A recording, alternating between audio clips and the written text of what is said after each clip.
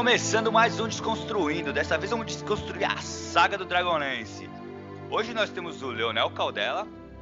Beleza? Sou o Leonel, sou autor de RPG da trilogia da Tormenta e tenho mais 2 romances de fantasia medieval num cenário meu, né? Que é o Caçador de Apóstolos e Deus Máquina. Muito foda, por E sinal. sou bem influenciado por Dragonlance. Estamos também com o JP, que vocês já devem conhecer. Fala galera, aqui é o JP, do site Futebol Americano 10 Jardas, mas você me conhece mesmo, é do lado do Nerdcast.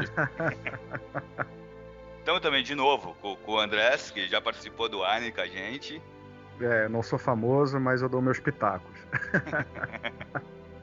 Porra, ajudou pra caraca no Arne, falou pra cacete. Valeu, e valeu. claro, com o anfitrião, o grande Eduardo Spor. E aí, grande não, tô mais magrinho agora. Tá crescendo ainda. Bom, a gente teve essa ideia de fazer sobre essa saga RPGística aí, que acho que iniciou muita gente na leitura, muita gente na RPG.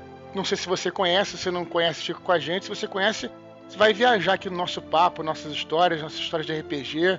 E vamos ver o que a gente pode levar daí pra frente. 10, 9, 8, 7, 6, 5, 4, 3, 2, 1, 0.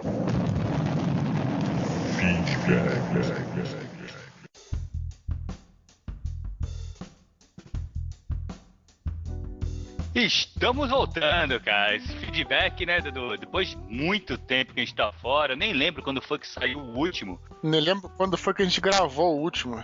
Putz, isso faz muito tempo mesmo, né, cara? Pô, é legal a gente dar uma satisfação pra galera aí que ficou meio perdida. Mó tempo sem postar um Desconstruindo novo, que agora a gente tá querendo voltar mesmo. A gente não vai prometer nada, né, cara? Mas é aquela coisa, a gente, por enquanto, ainda faz o programa. Realmente foi uma coisa que a gente colocou nos outros 4 programas que tiveram. E quando a gente tem tempo de fazer e tal, todos nós temos as nossas outras atividades. Eu mesmo tava enrolado, ainda tô enrolado com os livros e tal. Enrolado não, que é uma palavra um pouco depreciativa, mas tava ocupado com isso. Não, e assim, é legal que o Desconstruindo a gente deixou claro isso desde o começo também, né, gente? A gente não tinha essa pretensão de ser uma coisa fixa, semanal ou quinzenal. Vontade não falta de fazer. O que falta pra gente mesmo é tempo. São pessoas que são realmente mais atarefadas. Exatamente, Thiago. Falta de tempo mesmo, né? Aliás, falta de vontade é o que não falta. Não falta tema, a gente já tem uma lista. Eu já fiz uma lista gigante de temas que são os rebarbas do Nerdcast, que é aquelas coisas que os caras não quiseram fazer, a gente vai fazer aqui. Tipo Cavaleiro Zodíaco, tipo mais um de ufologia com Solano, tipo Woody Allen. Tem tanta coisa que a gente quer falar, né, cara?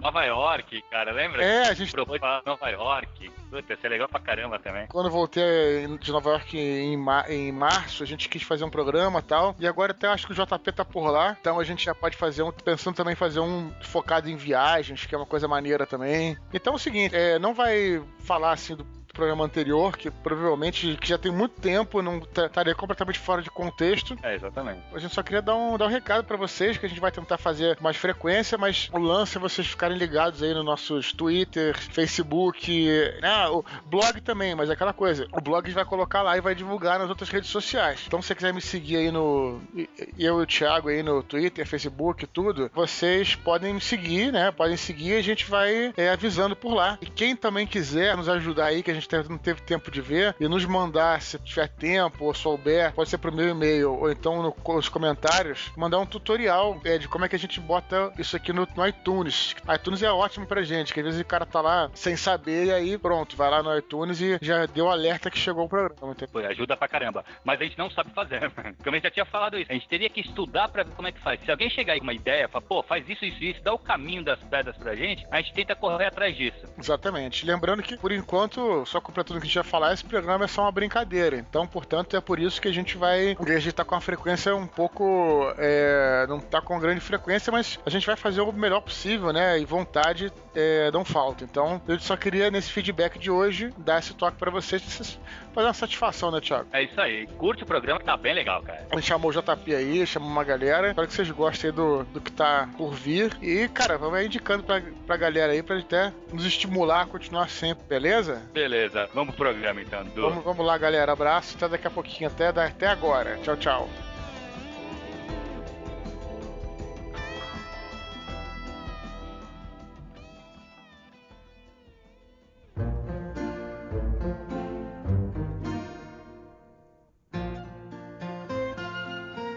Começando então a falar desse mega cenário, né, cara? Acho que só rivalizado pelo Forgotten Realms, Dragonlance fez parte aí da galera dos anos 80, nos anos 90, jogando RPG.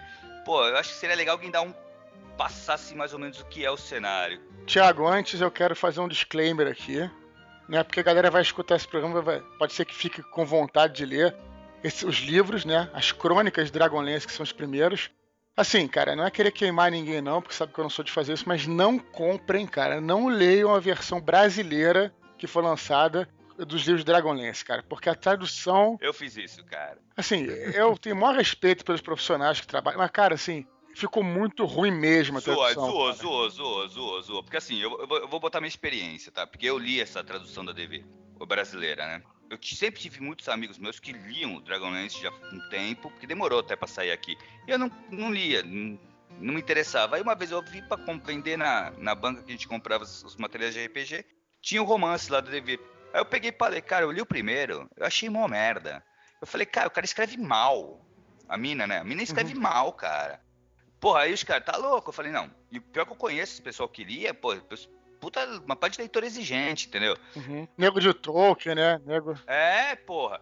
Aí eu peguei o inglês, cara, é sério. Foi aí que eu tive a prova de que uma tradução mal feita pode acabar com o livro. Acabar mesmo, né, cara? Essa é a tradução brasileira, né? Mas existe no mercado de Portugal, por exemplo? Aí que tá, as traduções de Portugal, a gente já vai falar pra frente. Foi o que a gente leu, eu, Andrés. Exatamente. Entendi. E a tradução não é boa, ela é fabulosa. É, legal. Aí é foda. Pela editora Europa América, mas eu escrevi um e-mail pra eles há algum tempo, eles falam que eles têm alguns livros, não tem todos, não tem previsão pra reimprimir, ou seja, só tem um jeito, maluco, é ler em inglês mesmo, eu sei que é pior, mas assim, se tu lê em português do Brasil, tu tá roubado e não é o mesmo livro, entendeu? Então Não é mesmo. É até meio angustiante fazer esse podcast diante disso, né, cara, mas...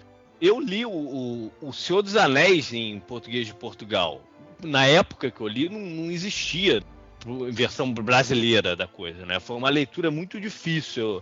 Eu não sei se os de lá pra cá, como é outra geração de tradutores, né, que deve ter feito do Dragonlance, se conseguiram dar uma amenizada nos termos e tudo mais, porque o Seus Anéis foi uma leitura difícil pra mim, entendeu? Mesmo sendo descendente de português, meu pai é português, mesmo assim foi difícil de entender algumas coisas que estavam acontecendo ali. No Dragonlance eu espero então que eles tenham evoluído, porque foi outro tipo de linguagem também, né? Sim, eu acho que original, o Tolkien é mais denso, né? Chegou pra um cara no bar, o cara nunca ouviu falar de Dragonlance, o cara vai te perguntar, como é que você vai dizer? O que é Dragonlance? É um livro? O que se trata? Quem pode falar aí melhor?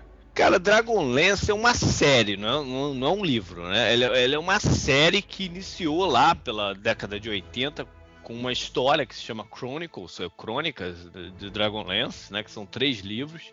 Tomou uma proporção gigantesca. Deve ter no barato uns 150 livros publicados. Só você já leu 70, né, cara? Sem sacanagem. Parei porque, pô, falei, eu tenho que parar com essa porra, porque senão eu não vou ler mais nada na vida, né? Num certo momento eu falei, eu vou ter que parar de ler essa merda. E é engraçado que eu lia num ritmo feroz. Parei, tem o quê? Deve ter uns 8 anos que eu parei, sei lá. Ano passado eu peguei um pra ler. Você já vê de outra forma, né? É engraçado quando você dá um break assim grande, você já vê de alguma forma. Não sei se eu peguei um mais fraco pra ler ano passado. E não gostei, achei bobo. E aí eu resolvi agora pegar um novo, né? E li 2 agora, que são livros que contam parte do que aconteceu dentro dessa trilogia inicial, a crônica, que eles não se aprofundaram. É mesmo? Que maneiro, cara. Tipo o que, assim? O primeiro se passa mais ou menos no final do primeiro, do Crônicas. Do primeiro Crônicas ou do último Crônicas? Não, do primeiro. Aham. Outono? O que eles fizeram enquanto estavam dentro lá de Thorbardin, que é o local onde vivem os anões, e para encontrar uma arma lá sagrada e tal. O segundo é o que levou a galera a ir lá pro sul, lá pra parte polar pra descobrir a Dragon Lord e tal. Não tinha muralha de... O que fez aquela galera ir até lá? Foi a Laurana, aquela galera toda, né? Exatamente. E o terceiro, o que eu ainda não li, mas pretendo ler em breve, foca num personagem, no Raistlin, no período em que ele some lá da galera do terceiro, até ele reaparecer, porque ele fica um período grande fora do livro. Até ele reaparecer já lá na parte final, com o manto preto e tudo mais. Como é que foi a mudança dele? É esse terceiro livro dessa série. E tá sendo bacana, porque aí você vê que, na verdade, essa dupla de autor é que é muito boa, né? O resto da galera tá num outro patamar. Então talvez por isso que eu não tenha gostado do... Sensacional, JP, você falando aí. Achei sensacional. Até me arrepiei aqui você falando, porque achei irado. Assim, só pra galera que tá pegando o bonde andando, assim, não sabe nada de Dragonlance, eu vou dizer assim que... o que ele é? Assim, o Dragonlance é um mundo, na verdade, de fantasia, né? Ele é um dos mundos do Advanced Dungeons & Dragons, do AD&D, que eu não tenho certeza se os livros foram feitos antes ou depois. Eu sei que ele mesclou com o cenário, uma caixa que tinha, né? Porque o Dungeons & Dragons, o AD&D em especial, você sabe muito bem, né? O jogo de AD&D, de Dungeons & Dragons, tinha vários mundos, né? Os principais eram Dragonlance e Forgotten Realms. Tinha vários. Tinha o Ravenloft, tinha o Dark Sun, tinha um monte. E o Dragonlance, ele veio...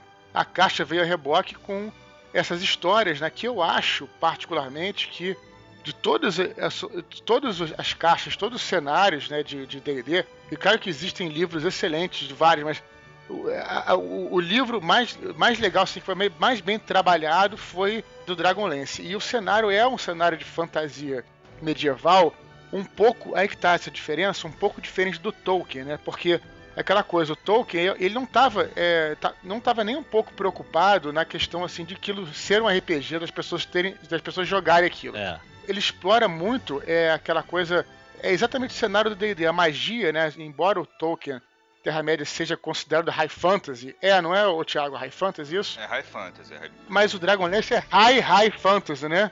É uma coisa assim que a magia é muito mais explícita, né? Você tem dragões, no Tolkien tem um dragão que está adormecido e tal. Esses dragões toda hora, magia toda hora, os elfos toda hora. Então, é um cenário de fantasia muito mais explícita, né? Do que o Tolkien. E já que a gente está fazendo a comparação, o que eu ia te dizer, sem querer antecipar a questão de que acho que eu vou perguntar para todo mundo o que achou, como é que foi a experiência na leitura, né?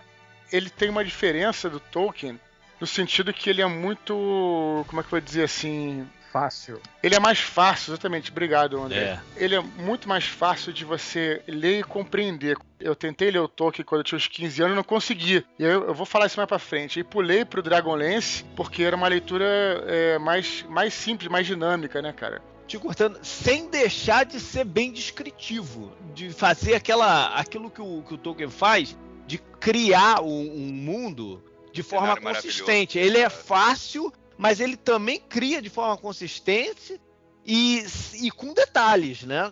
É que ele é uma leitura de mais ação, né, cara? Na verdade, quando tem a descrição, sempre tem alguma ação acontecendo pra linkar com isso. Sabe o que pra mim torna uma leitura fácil ou difícil? E o Dragonlance torna fácil porque é muito baseado em diálogo. Sempre que é baseado em diálogo, a leitura corre muito mais fácil do que aquele textão assim, que só descritivo, né? O Dragonlance, eles conseguem fazer imersão no mundo deles na base do diálogo. Eu acho isso do cacete. Foi o que o Leonel falou, assim, ele consegue linka a ação com a descrição. Então, no meio de um diálogo, ele já aproveita para descrever alguma coisa. Exatamente. E isso vai te situando no cenário. Realmente é uma técnica, eu acho, de escrita muito poderosa. Eu queria dizer o seguinte, eu gosto do Tolkien, gosto dos livros do Dragonlance, mas o Tolkien eu faço um esforço para continuar lendo em alguns momentos. O Dragonlance não. O Dragonlance, cara, eu engatava primeiro e ia embora, ia tranquilo, feliz. E o Tolkien, em alguns momentos eu tinha que falar, não, calma que essa parte vai passar. Eu acho um pouco chato às vezes. Vai passar.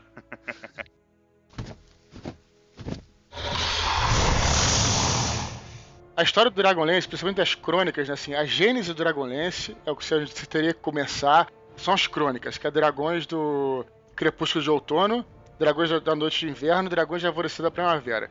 Esses 3 livros, se você pensar friamente, não a trama, mas a trajetória, ela é muito parecida mesmo com o Senhor dos Anéis. Ela é muito parecida. Isso é uma coisa que, novamente, tem muito a ver com RPG. Quando você joga RPG, a gente não faz igual, mas a gente pega como se fosse uma inspiração e aí transforma do jeito que a gente quer. O Tolkien criou essa mitologia toda desse tipo de personagem, né, cara? Que se você faz uma coisa completamente diferente, naquela época, a gente tem que sempre trazer pro momento. Isso é década de 80 que foi lançado, né?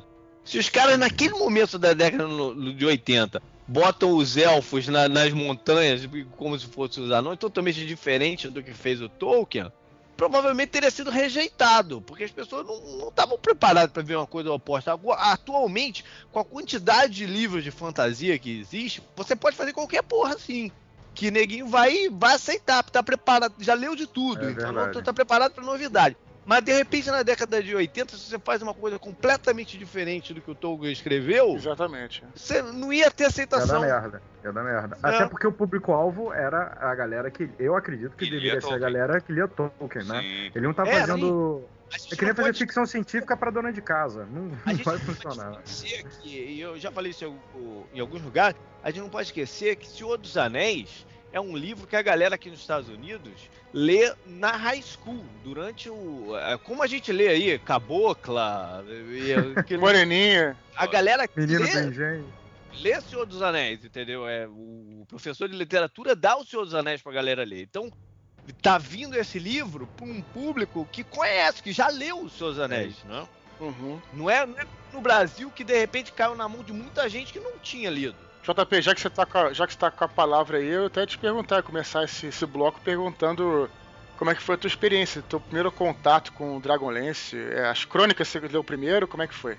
Eu li as crônicas primeiro, eu tinha lido o Senhor dos Anéis, quando eu terminei de ler o Senhor dos Anéis, eu devia ter uns 17 anos, eu li assim num período de 1 ano. É guerreiro, tá guerreiro. E na versão de português, que não existia no Brasil, que aquilo foi foda de ler. Mas aí eu terminei com 17 anos, na época eu jogava RPG direto com uma galera, e o cara falou, pô, agora tu tem que engatar no Dragonlance. Tinha um cara que jogava com a gente, que o irmão dele mais velho foi um dos pioneiros de RPG no Brasil, escreveu um dos primeiros RPG, que foi, caraca, como é que era o nome, cara? Dagmar, exatamente, Dagmar. O irmão mais velho dele foi um dos caras que criou o Dagmar. Dagmar, não é Dagmar não, é com T. Eu participei até de algumas sessões de testes desse jogo e tal, não sei o que, os caras botando, né? E esse cara lia as paradas que o pai dele trabalhava na época na Inglaterra e mandava uns livros pra ele. E o cara falou, pô, tu tem que engatar no Dragonlance. E ele me emprestou os livros. Minto, quem me emprestou os livros foi o Tucano. O Tucano tinha os livros do Dragonlance, mas o Tucano não sabia ler inglês. E ele falou, porra, eu não tô com essa merda aqui, não tô conseguindo ler. Eu falei, então me dá que um amigo meu me indicou pra ler, deixa eu ver. E aí fiquei louco lendo, né?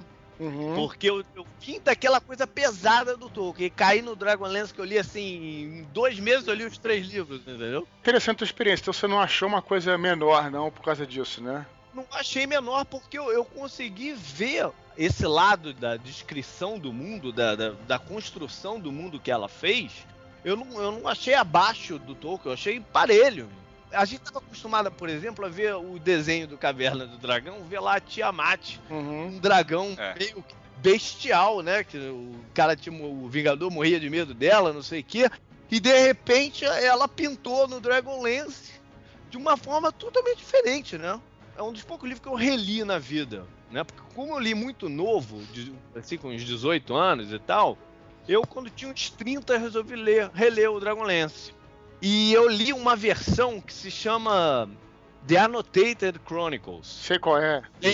Que ela bota as observações dela de quando estava escrevendo do lado dos parágrafos. Né? Foi do cacete essa experiência de ler dessa forma. É até volume único, né? Você só tem volume único, né? É volume único, é uma pataca. Grandão. Uma pataca, E é bacana demais você ver com outros olhos, né? Passando assim, mais de uma década de diferença do negócio. E aí você vê que a história não é uma história boba. De repente lá atrás, quando eu li aquilo na correria e tal, parecia uma coisa só de aventura. Não, é uma história interessante pra caceta, porque é muito baseado em religião também, né? O Dragonlance, o conflito inicial é esse, é o de religião. Os deuses tinham saído do mundo, né? Como é que se chama o planeta? Esse agora é Kryn. Kryn. Os mortais rejeitaram os deuses e os deuses daí mandaram um cataclismo e eles foram embora. O panteão deles tem 3 deuses principais. O do mal, vamos dizer assim, o Evil, né? Que é a Taquises, que é a Tiamat do dragão de 5 cabeças, né? Que é a forma dela. Ela tem várias formas. Uma forma dela é o dragão de 5 cabeças. Tem o do bem, que é o Paladine.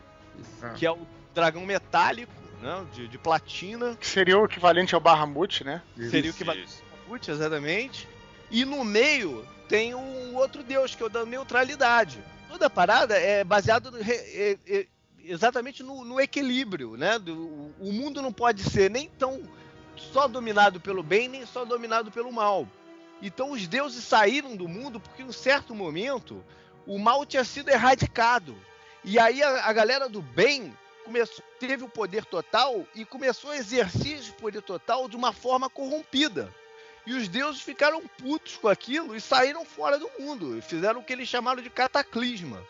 Que mudaram as posições dos continentes. Foi um merdalheiro do cacete. Uma merda. E os deuses estavam longe do mundo, sei lá, já uns 300 ou 500 anos, agora eu não lembro exatamente.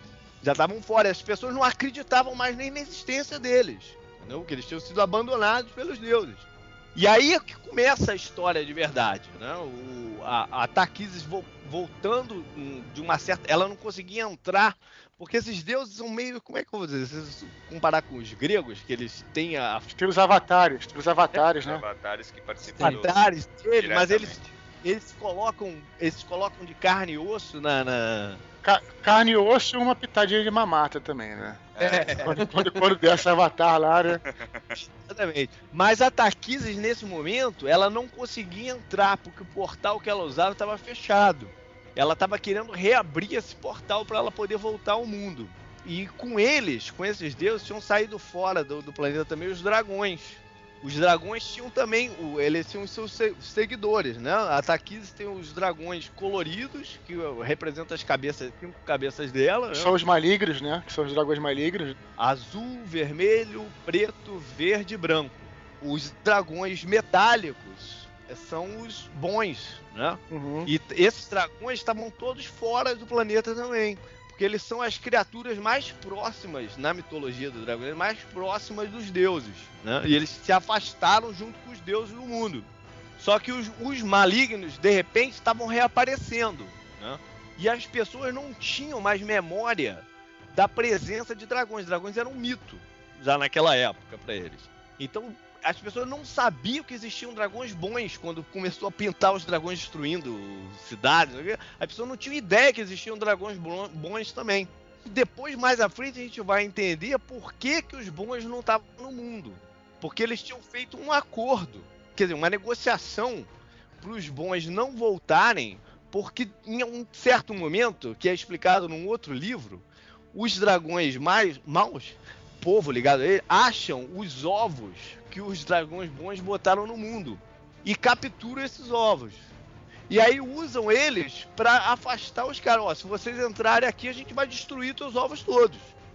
E aí os caras começam a não se apresentar, mesmo com o mundo começando a ficar esquisito, né? Com os dragões destruindo tudo, a construção de um exército chamado Dragon Army, né? E os dragões bons não podendo fazer nada, porque com medo dos ovos deles serem destruídos. E aí os deuses do bem começam a tentar só agir de forma subliminar, né? Tentando influenciar as pessoas e os personagens principais do livro de formas indireta, né? Sem poder se revelar para eles e dar um caminho para se vencer o negócio.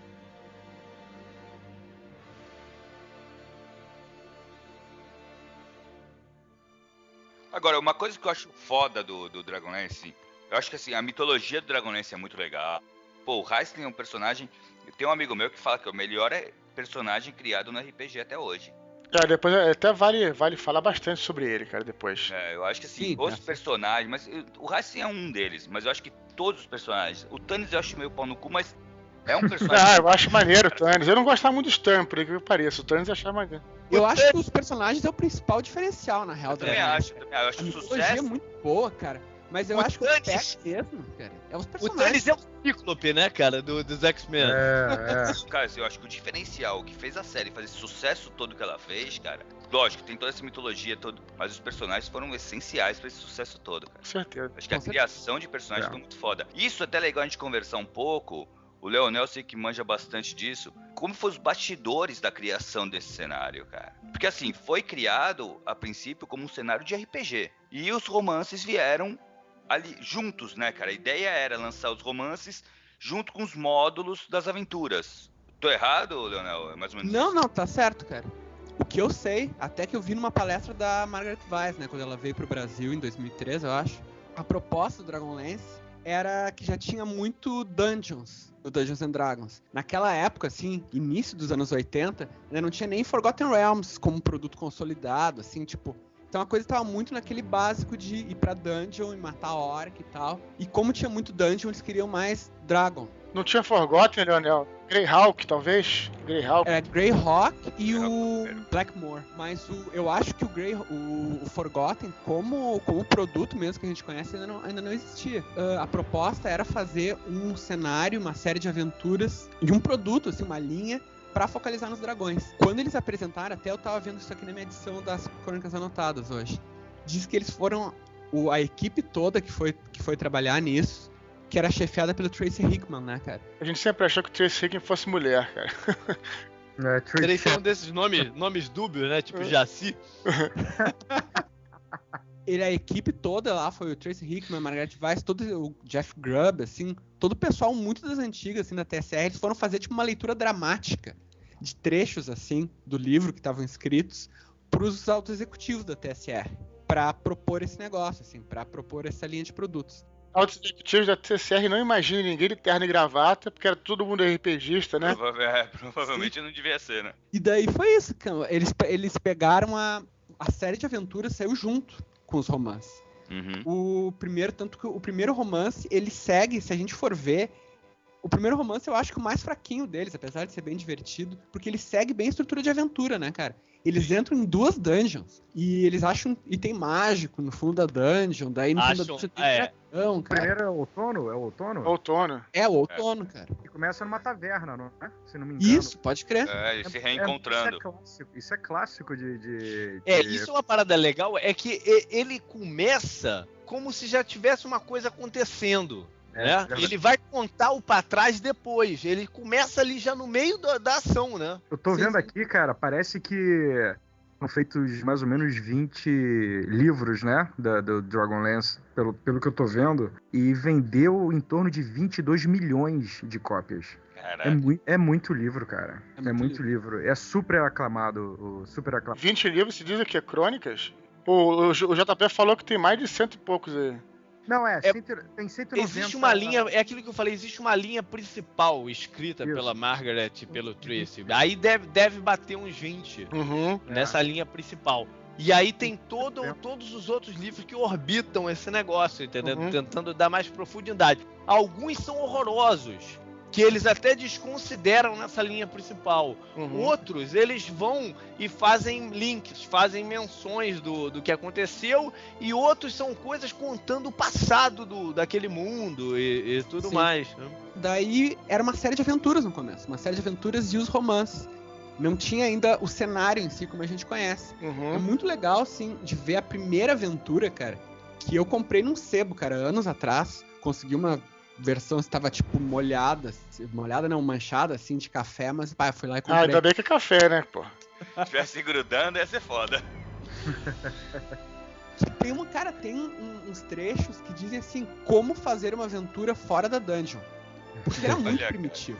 Então, tipo assim, tem um negócio disso, imagine que a floresta é como uma dungeon, só que em vez de paredes tem árvores, sabe? Tipo, Daí depois eles lançaram um livro de cenário, depois que já tinha feito sucesso, lançaram um livro de cenário que era o Dragonlance Adventures.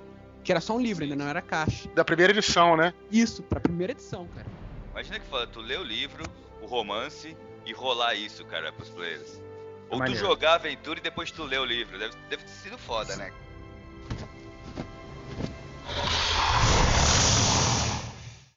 Quando eu comprei o livro, o Outono, primeiro, por acaso, numa livraria super conhecida, pelo menos da nossa geração. Malazarte, pode falar que os caras não merecem o jabá. Não, eu ia falar, era só pra situar quem não conhece. Eu me lembro que eu comprei o Outono e comprei um livro, aqueles pequenos livros jogos. Você vai pra página tal. Aventuras Fantásticas.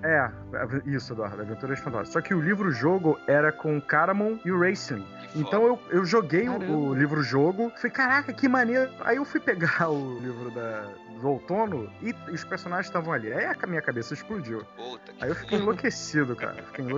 André, já que você tá com a palavra, fala aí como é que foi a tua experiência, assim, de ler os primeiros livros, como é que surgiu o teu interesse pela história. O que aconteceu foi o seguinte, o RPG eu descobri através de um amigo. Ele falou, pô, vem aqui em casa, vamos jogar um jogo. Eu achei que era videogame, Nintendo ou Atari, não era. Eu cheguei lá, era o Dungeons and Dragons. E aí, cara, a partir desse dia eu fiquei com a ideia fixa de ter algum material de RPG ou qualquer coisa, qualquer revista, qualquer livro que pudesse falar sobre. E aí eu acabei que eu passei na Malazarte e encontrei esses dois livros, só tinha eles, o Outono e essa aventura do jogo. E como eu sou ilustrador, eu trabalho com isso, eu fiquei encantado pela capa do Larry Elmore, que é o cara que fez, pelo menos, a edição portuguesa. O livro 1 tem o desenho da Gold Moon, né? Que todos os nerds eram apaixonados na época, né? Eram malucos da Gold Moon. E eu me lembro que depois que eu joguei esse livro-jogo, eu demorei ainda um pouquinho pra ler o Outono, porque eu ficava desenhando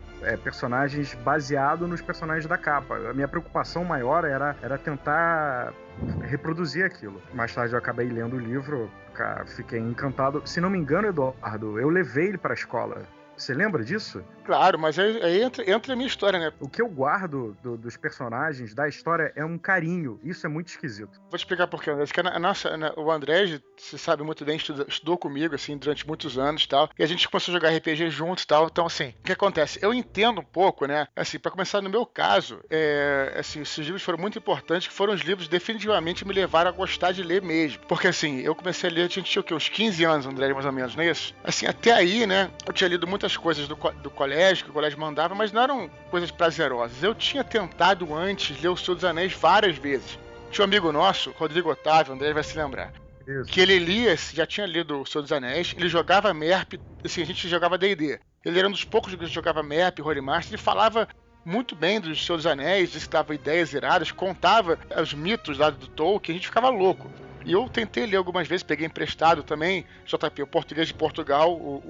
Cara, e eu realmente não consegui ler. A primeira vez eu lembro que eu fui até o final da festa do Bilbo, e na segunda vez eu cheguei até aquela parte do segundo, onde ele chega em Rohan, onde tem aquela casa lá e tal. Embora o Tolkien descrevesse pra caramba, eu não consegui visualizar direito aquele negócio e tal. Então eu não consegui, cara. Eu me senti meio fracassado. Eu falei, poxa, não consigo, não gosto de leitura. Aí finalmente o Andrés, né, porque a gente leu esse Português de Portugal. Então são 3 livros, né, dos Crônicas, Outono, Inverno e Primavera. Só que no Português de Portugal, cada livro é dividido em 2. Então, na verdade, são 6 livros. 6 livros, é isso. Eu entendo perfeitamente, por exemplo, essa galera hoje em dia que os adolescentes é meio fanático por tudo. Inclusive, a gente era fanático também. Eu entendo, isso é um fenômeno da juventude. E assim, a gente era fanático e eu entendo essa galera que espera, assim, as séries e tal, porque pra gente era meio que uma série. Porque a gente não tinha como importar, não tinha internet, e só vinha através dessa livraria, Malazarte. Então a gente pedia um livro, chegava primeiro, a gente ia lá, lia e tal, a gente lia rápido. Ah, por favor, você aqui, já chegou o segundo. Ela falou, não chegou ainda, vai demorar. E a gente ficava maluco esperando como se fosse um episódio. Só pra dizer, eu entendo a galera que hoje em dia é assim com Harry Potter, porque a gente foi assim também, até sem querer, porque se demorasse nos Estados Unidos, a gente teria os livros todos na hora, entendeu?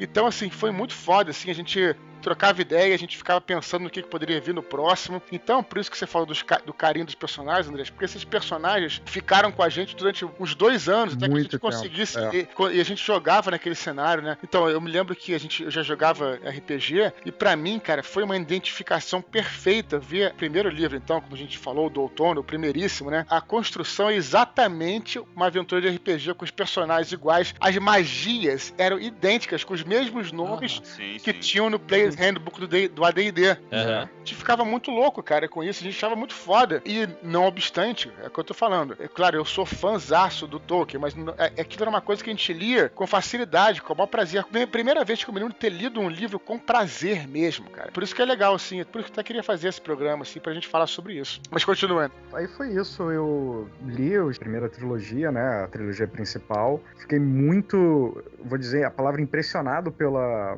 Eu não tinha lido nem nada do Tolkien, eu arrisquei ler o Hobbit, mas eu achei bobo.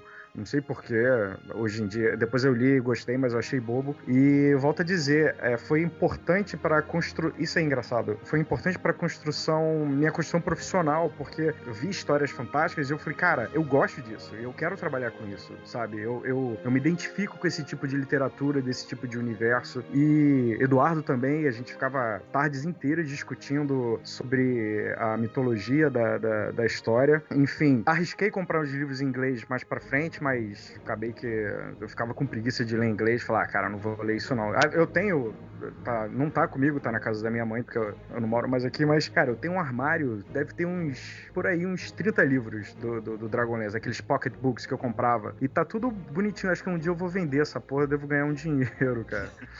Porra nenhuma, cara, eu tenho porra de um Homem-Aranha número 1 que eu olho no eBay, eu volto e olho no eBay, que tá vendendo a R$10, porra, essa merda. Aí, enfim, eu fiquei, a gente ficou bastante tempo com esse universo Dragonlance, e aí pra frente, depois eu vou comentar sobre isso, eles resolveram fazer desenho animado, deram uma cagada aí, pelo menos na área de entretenimento, mas cara, eu acho sensacional, é uma leitura bem visual, assim, e pra quem gosta de RPG, pra quem tá começando, ou quem já conhece, cara, vale muito a pena ler, porque é divertido, é isso, é divertido. O livro já começa com uma porrada, não é isso? É porque, qual é a história do livro, assim, tipo, os caras vão ser, assim, é um grupo de amigos, todos eles moram numa vila, pra começar o cenário inicial já foda pra caralho, é um cenário que a gente ficava sonhando com o cenário. É verdade. Que era uma cidade, uma aldeia chamada Solas. Tinha umas árvores gigantes e as casas nas árvores, né? E tinha uma taverna lá em cima que tinha os caras já falam, né? Que tinha umas batatas. Eram batatas assadas, não é isso, mano? Sim, isso, e tem a receita dessas batatas depois do livro, cara. A gente ficava louco, né? Queria fazer batatas. Tudo isso faz parte, né? E aí esses caras, é um grupo de personagens, né, que moravam lá, né? Tinha um anão, tinham os humanos, tinha um semi-elfo e tal, moravam lá. E eles saíram, né? Tipo, depois da adolescência, de falar, cada um seguiu o seu rumo e marcou de se encontrar, sei lá quantos anos, 3 anos depois, naquele lugar. E aí eles estão voltando pra Solas, pra casa, pra se reencontrar nessa taverna, o que é muito foda. E quando eles chegam, a cidade tá mudada, quer dizer, já tá acontecendo mais ou menos, o mundo tá se transformando, os dragões estão voltando, então está todos se preparando pra guerra. Isso é uma coisa que chamou muita atenção minha também, que lembra um pouco aquela coisa da guerra, não é a Segunda Guerra Mundial, mas tem um clima de guerra muito foda, cara. Tem até uma cena que eu nunca me esqueço, que eu acho que é o ataque que teve dos dragões, acho que é Tarsis ou a Flotsam, agora não vou lembrar, que é uma cidade portuária, se eu não me engano, e os caras estão lá e olham pro céu assim, vem assim uns pássaros, os pássaros começam a ficar maior e nego, não é pássaro não, maluco, é dragão. Aí vão descendo como se fossem os caças, né? Tipo, os caças já inimigos, já descendo assim, jogando bola de fogo, nego, ataque, incoming, não sei o que, aí vai se jogando, e isso é muito foda também. Então tem muita ação, e já chegam na cidade, ela tá cercada por os goblins, né? A cidade já estava sendo dominada, já estava sendo mexida por essa nova força que estava se aproximando. E aí eles se encontram. Tem uma das amigas dele que não volta, né? Que se virou pro lado do mal, que é uma outra coisa foda também. Foda. Então aí... O meu Akitiara, mas lendários. Akitiara, aí começa, a gente vai falar deles, né? Aí começa a aventura, eles têm que fugir da cidade, que eles se embrenham com os caras lá, tal, tem que fugir. E aí que começa a aventura, né, cara? Então é muito foda, tem muita ação, tem já uma carga dramática muito foda, porque os caras se encontram, são todos amigos, né? É engraçado como fala, as coisas vêm na memória, né?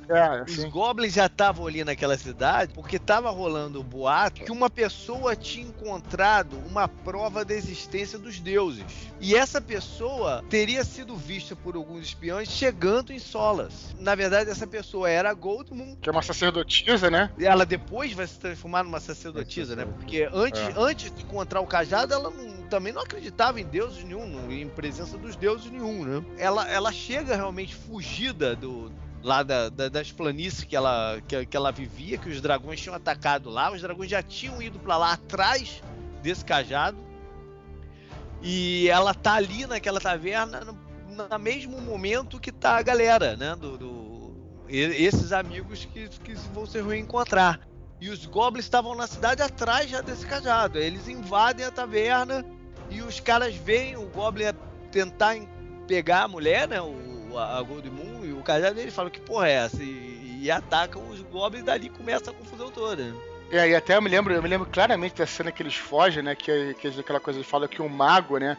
O mago é fraco e tal, mas tem alguns poderes, isso tinha no AD&D, por isso que eu até não gosto da quarta edição, mas tinha uns poderes assim, que eu me lembro que os goblins se juntam pra pegar eles, ele dá um sleep, né? Um feitiço pra dormir, e os goblins caem e eles conseguem fugir, né, cara? Já derrubam uns 3 goblins de uma vez, né? Com o feitiço do Hastling.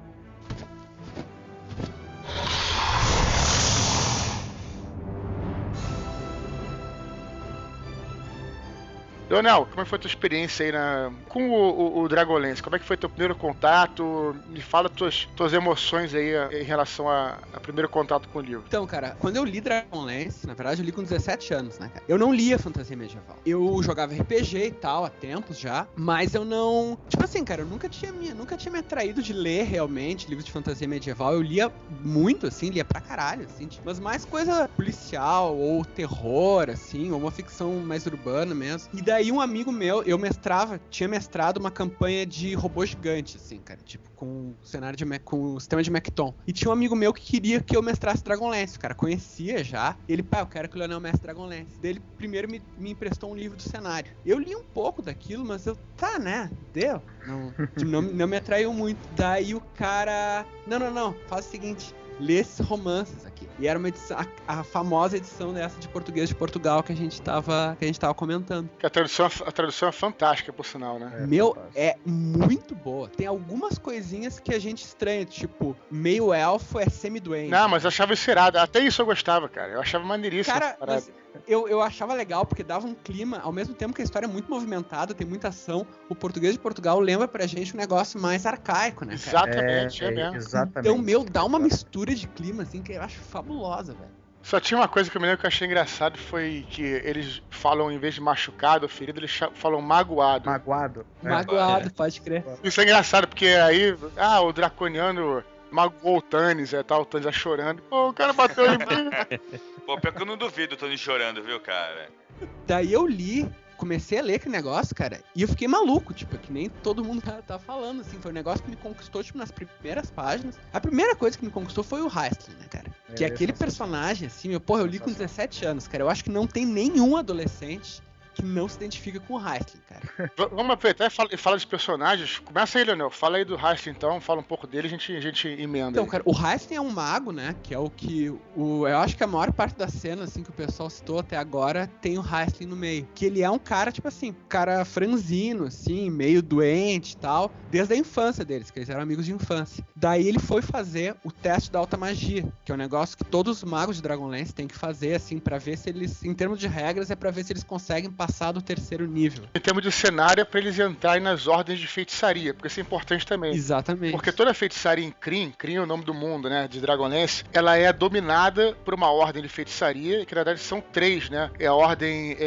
dos quem é maligno, a ordem de quem são os bons e a ordem de quem são os neutros, não é isso? Isso mesmo. Toda a mitologia de Dragonlance está baseada nisso, inclusive, como o JP falou, dos deuses, inclusive as luas. Tem 3 luas em Kryn, que é a lua vermelha, que é a lua neutra, a lua preta, que é a maligna, e a lua branca, não é isso? Que é a lua bondosa seria, no caso, né? Isso mesmo. E eles são, cada lua governa um tipo de magia. Daí. E cada lua, na verdade, é filha de um desses deuses. É um mago que é filha de um desses deuses. foda, Isso. não sabia disso. Eu também não. Deixa eu só levantar uma questão aqui que de repente eu acho importante. Atualmente, esse tipo de plot, né, de história, ele deu uma saturada, porque a partir de teve o Tolkien, aí veio o Dragonlance. A partir de Dragonlance, nego inventou Deus e o Diabo. Então você tem esse tipo de cenário em videogame, teve em filmes com baixo orçamento, vários outros cenários no próprio AD&D. Então, assim, pode parecer, pra quem tá ouvindo, tá conhecendo Dragonlance a primeira vez, uma coisa, parece o jogo tal do videogame PS3, do Xbox. Mas, na verdade, Dragonlance, junto com que veio do Senhor dos Anéis, foi responsável muito por essa, como que eu vou dizer, essa super fantasia, né? Esse estilo de super fantasia. Então, só pra galera que estiver escutando, saber que, na época, não existia nada disso a não ser o Tolkien. Pelo menos, se não me falha a memória, eu posso estar falando uma besteira. Mas de super fantasia eu não me lembro de nada parecido. E vários dos conceitos que a gente tem hoje, de algumas dessas raças e tudo mais, são mais próximos do que o Dragonlance descreveu do que o Tolkien descreveu, inclusive os elfos. Com certeza. Quando a gente imagina os elfos hoje, a gente imagina mais o tipo do Dragonlance do que o do Tolkien. Porque eles têm até um tipo físico diferente. No Dragonlance, eles são menores, os elfos. Não todo AD&D, né? Todo AD&D, né, João? Exatamente, é o do AD&D, que ele é menor e mais fraco. Tanto é que o meio-elfo, que é o Tanis, é um cara que já tem um pouco mais da força do humano, né? E da destreza do elfo. No Senhor dos Anéis, é o contrário, os elfos são altos. A descrição do elfo é de, 2 metros de altura, um elfo, entendeu? E hoje em dia, quando a gente imagina o elfo em qualquer outro tipo de mídia, de filme, a gente imagina mais esse tipo do Dragonlance. Andrés, eu sei que se empolgou no Rastlin porque era o personagem preferido dele, né, Andrés? Inclusive nos jogos de RPG, ele fazia um personagem estilo Rastlin. Assim. Mas devia ser o personagem favorito de todo mundo, porque o Rastlin foi a novidade da coisa, né? Porque no Tolkien, no Senhor dos Anéis, você tem aqueles personagens. Você tem o preto e o branco, né? Você tem o cara que é bom e o cara que é mal. Não tem meio do caminho ali. E o Rastlin é o cara do meio do caminho, né?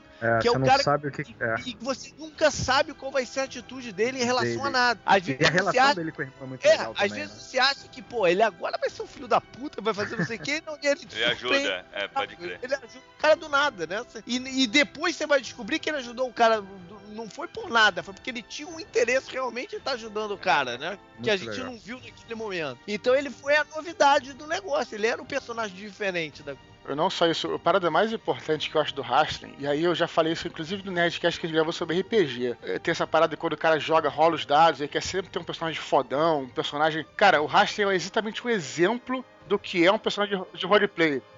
Porque ele com certeza, cara, no jogo, na hora de jogar, ele foi um personagem que rolou mal pra cacete os dados. Sim. Foi um cara que é um mago, e o mago no AD&D dele começa podre, péssimo, e era assim que ele realmente, efetivamente começou na aventura dos livros. Ele era horrível, todo mundo zoava ele, todo mundo não, assim, porque tinha um irmão que era o grandão, né, que se protegia ele. Ele começou fraco, a maneira como ele evoluiu até se tornar um cara foda, né? Porque o mago na AD&D dele vai melhorando com os níveis, mais do que todo mundo, foi o grande tchan da história. Então por isso que eu falo, nego quer sempre fazer personagem fodão. Cara, é o teu roleplay e a história que vão fazer o teu personagem ser maneiro, não é os dados que tu rolar, entendeu, cara? Não é nem só dados. Talvez o André vai lembrar, o André chegou a jogar comigo, né, algumas vezes, não foi? Do Rollmaster. Quando a gente fazia os nossos personagens, eu tinha sempre essa história do wrestling na cabeça. Eu dava, tu quer uma parada maneira, tu quer ter uma coisa maneira, tu vai ter. Mas você vai ter um aspecto negativo em contrapartida, né? Aí o Rollmaster tinha umas tabelas malucas lá que você sorteava, e aí eu dava que o cara tinha depressão, ou que o cara tinha fobia de alguma coisa, entendeu? Então, tu quer uma parada maneira, tu vai ter, mas tu vai ter uma ao contrário também que vai te penalizar, né? E o Rasha era fudido de saúde também, não é isso? Ele era fudidaço. Exatamente. Quando a parada teste, foi o seguinte, exatamente, foi quando ele foi fazer o teste na torre lá de magia, ele passou no teste, mas na verdade, isso vai ser explicado em outros livros, né? Ali naquele momento a gente tem só a versão que ele deu básica, que ele não quis entrar muito. Ele era um cara reservado, ele não queria se expor. Então o que ele falou foi que pra passar no teste, ele teve que abrir mão da saúde dele. Né? Essa foi a explicação dele. Porque ele era frágil, mas ele não era doente antes de. Ele tava morrendo no teste. Ele não ia passar na parada. O negócio ia matar ele. E aí um outro mago das antigas, de um outro tempo, entrou e fez um pacto com ele. E entrou dentro do corpo dele, né?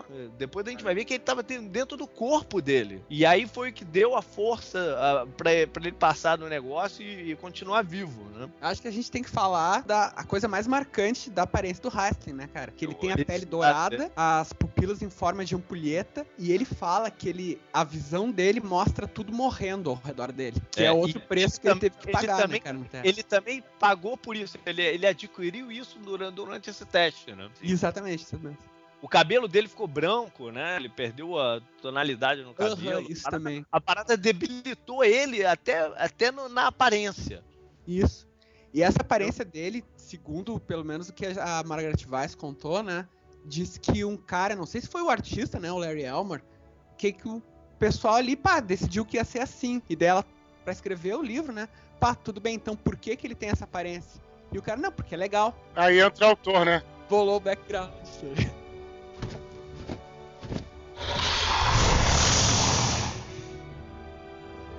Caramon é o irmão do Rastlin, porque provavelmente na mesa, assim, o personagem falou assim, ó, o negócio é o seguinte, eu tô ferrado aqui, porque se não vai ser meu irmão, eu te protejo, você me protege e tal. E o cara, o irmão dele, o personagem do lado, rolou super bem os stats. Foi o contrário. E esse cara, ele é um guerreiro que tinha força de 18, sei lá. Eles eram gêmeos, né, Dudu? Só que aí a ideia é que o Rastlin foi o gêmeo que saiu ferrado, né, da parada. Ele tinha certo sentimento de culpa, de ser saudável, enquanto o irmão era fudido. Ele ajudava ele, exatamente. Essa relação dos dois, eu acho que é uma coisa que é muito profunda também pra um livro despretensioso, vai. Como a gente tá falando do Dragonlance, a gente tá falando assim, como é um livro divertido, é um livro tal, parece um livro despretensioso, mas essa relação dos personagens, acho que dá uma aprofundada foda, assim, no conteúdo do livro mesmo. Essa relação dos dois irmãos eu acho muito boa, cara, muito boa. Porque o Caramon se sente responsável pelo Rastlin, e o Rastlin faz merda pra caralho, e o Caramon continua lá. O Caramon tem uma parada na cabeça, que é o seguinte, né, ele foi, durante esse teste de magia, os caras lá da torre fizeram ele assistir a parada. Verdade. E a última coisa pra saber se o Rastlin passava ou não no teste, o Rastlin tinha que matar o irmão dele. E o Caramon assistiu ele tomando a decisão de matar o irmão, é verdade. O irmão, né? E ele tem sempre esse negócio na cabeça, por isso ele bebe às vezes, pra ver se ele esquece essa merda, não sei o quê, porque isso tá na cabeça dele, né? Porque os caras botaram justamente, falou, ó, tu abre teu olho com o teu irmão aí, né, cara? Escroto, mas te mata.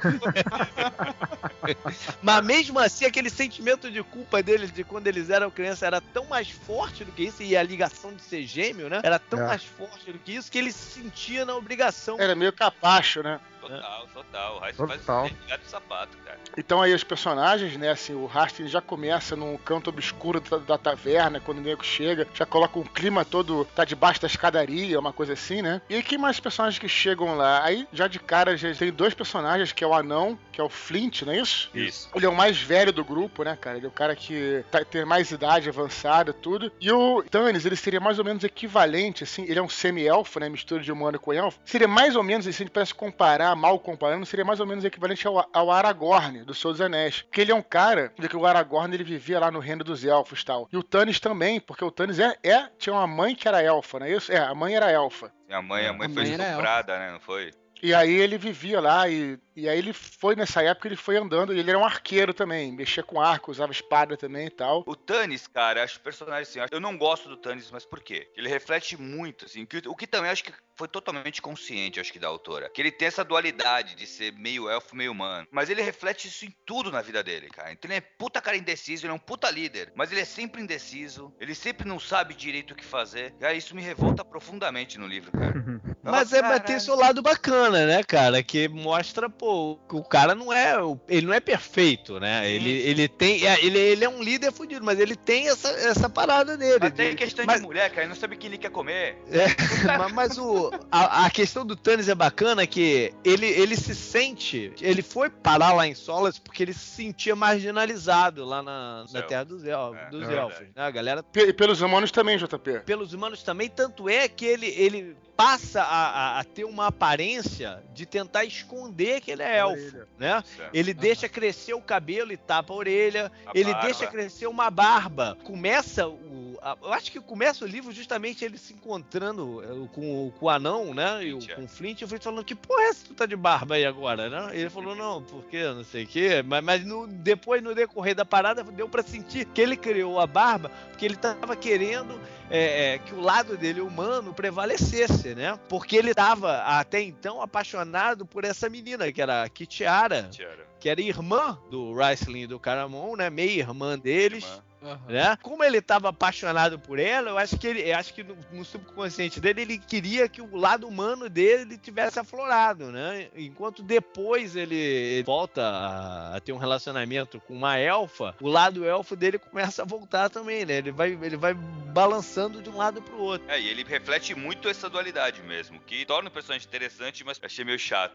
E o Flint? Quem é que vai falar do Flint? O Flint eu acho foda, cara. Eu acho o Flint é o anão clássico. Porra, e o fato dele ser velhão, cara. E a cena final dele é muito foda, cara. É, muito foda. É emocionante, né? Muito emocionante, cara. Muito. É porque é engraçado que ele morre, né? De ataque cardíaco. É muito foda, cara. Isso. Muito. Morre na primavera, não é isso? E durante o livro, ele tem uma decaída física, né? Que vai mostrando ele decair, que o envelhecimento dele chega naquele ponto da vida da pessoa que, pô, a idade pesa, né? Foi no meio do livro ali que a idade pesou, né? E aí ele começa a dar sinais de que, pô, não tô aguentando mais ir com vocês, vai na frente que daqui a pouco eu chego, né? Algumas coisas assim, mostrando que, pô, o bicho tá começando a pegar. Mas ele era durão, né, cara? Ele era durão, né? E aí ele foi tentando... Ele não se deixava, né? Que ninguém zoasse ele por causa disso, mas... Isso eu achei uma morte muito foda, cara, porque eu nunca tinha visto uma morte assim num livro de fantasia. O cara morrer de ataque cardíaco, cara. E assim, mas aí que tá, cara. Eu também. E se a gente falando isso, pra quem não leu, cara, deve estar achando meio estranho. Fala, pô, puta sacanagem matar o personagem de ataque cardíaco, caralho. Mas, cara, é muito emocionante no livro, cara. Eu lembro que eu fiquei foda, assim. Eu falei, fiquei triste, malandro. Me tocou pra caralho essa parte do livro, porque eu gostava pra caralho do anão. Sempre gostei muito de anão. E caralho, velho, esse aí foi foda. E ele tem uma relação com os caras todos, né? Porque ele era mais velho, ele era um anão que tem pela essa mitologia toda, tem um ciclo de vida maior, né? Então ele já era mais velho na cidade e ele viu essa galera crescer, né? É verdade. Que o moleque... Existe um livro que eu indico pra quem estiver lendo e queira se aprofundar um pouquinho mais no Dragonlance, que é escrito também pela Margaret, que é o The Soul Forge, que mostra justamente a infância deles, esse período, até chegar no ponto que eles falam, bom, aqui vamos nos separar e a gente faz um pacto de se encontrar daqui a 5 anos. E aí mostra justamente esse começo, como o Flint lidava com esses moleques ali em Solace, né? Como é que ele conheceu o Stannis e criou a relação dele com o Stannis, que era mais forte do que com os outros. Esse livro vale a pena ler. Quem mais? Temos o Sturm, né? Que é um cara que não é um cavaleiro, mas ele se coloca como tal. Ele se coloca como cavaleiro, né? Ele também é um personagem do cacete, né? É o meu personagem preferido depois da adolescência, assim. Eu imagino. Solamnia é o país dos cavaleiros. Seria o equivalente, mais ou menos, pra quem viu os filmes aí do Tolkien, seria o equivalente a Gondor, mais ou menos. Né? Por aí. Só que os Cavaleiros de Solamnia, eles estão, desde o Cataclismo, né, que já faz centenas de anos, eles estão muito em decadência, assim. Não, mais ou menos. Um pouco como o Gondor, né, que tá todo fodido lá, né, sem o rei e tudo, né? As pessoas desconfiam dos cavaleiros, porque eles não foram capazes de proteger o mundo. E na época atual, assim, na época das crônicas, tem menos de 100 cavaleiros no mundo todo, assim. E ele é um cara que ele disse que não. Enquanto alguns foram, eu vou descobrir os deuses, eu vou procurar, sei lá o quê. Ele disse, não, eu vou me tornar um cavaleiro, vou ir atrás da minha herança. E ele volta com uma armadura antiga, assim, tipo, parece peça de museu, e uma puta espada de 2 mãos, assim, e o pessoal, tu virou cavaleiro, e ele nunca diz nem que sim, nem que não. Exatamente. Só que ele se porta como um cavaleiro. A cena que eu mais gosto do início do Dragonlance é com o Sturm, cara. Que quando eles têm que fugir da taverna e o Tannis fala, vamos fugir. E o Sturm pega, se levanta, saca a espada e não, fugiu o caralho. Ele era o cavaleiro imune ao medo, né? Não é isso? Né? Que tem a honra do paladino, tá? É, cara, ele era o arquétipo do paladino. E daí o Tannis, porra, mas o Sturm vai morrer. Ele disse, não, tem uma donzela em perigo, que é a Goldmoon. Tu tem que proteger ela. Dele, tá, agora eu vou. Existe uma série de livros dessas suplementares que mostram o que aconteceu com esses personagens nesses 5 anos, né, entre uma parada e outra. A maioria é boba dessa série, tá? Que eles desconsideram. Mas uma ou outra coisa você aproveita.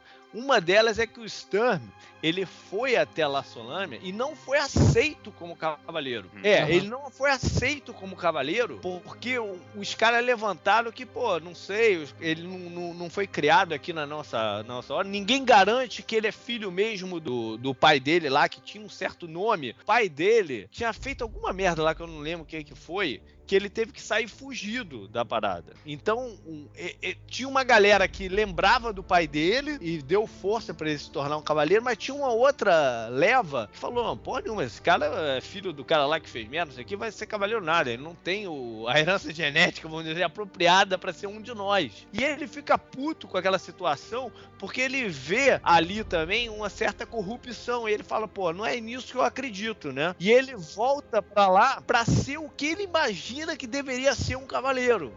Né? Com certeza. E aí o ponto-chave é como do mais à frente eles se encontram com alguns cavaleiros de Solano, que até, né, essa parte do livro que eu tô lendo atual, que os caras encontram com ele e vê a armadura e falam, mas por que tu tá usando? Você não podia estar usando essa armadura, você não é um cavaleiro? E nisso tá o Flint e o Tannis do lado e o cara fala, como é que é? Tu não é um cavaleiro?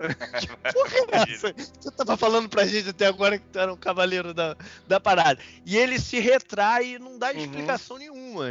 E ele fica com aquela vergonha, né, de ter mentido pros caras. Ele fica com aquela vergonha com ele e vai se redimir da vergonha se sacrificando lá numa batalha, né? Exatamente. Quero falar também da morte dele, mas eu, antes pra falar da morte dele, quero falar dos outros personagens pra galera entender. E que nesse grupo, quem entra mais além disso é a Goldmoon e o Riverwind, não é isso? Sim, que é a mina que descobriu o cajado, né? Descobriu, na verdade, a presença dos deuses na Terra. Foi isso que ela descobriu, né? Ela que redescobre os deuses. É uma sacerdotisa bárbara, não é isso? Dos bárbaros das planícies lá que tem, que são meio tipo índios, né? Assim, parecidos com índios americanos, né? E o marido dela, que é o Riverwind, que todo mundo queria que morresse, porque todo mundo era apaixonado pela Goldmoon, lembra, Andrés?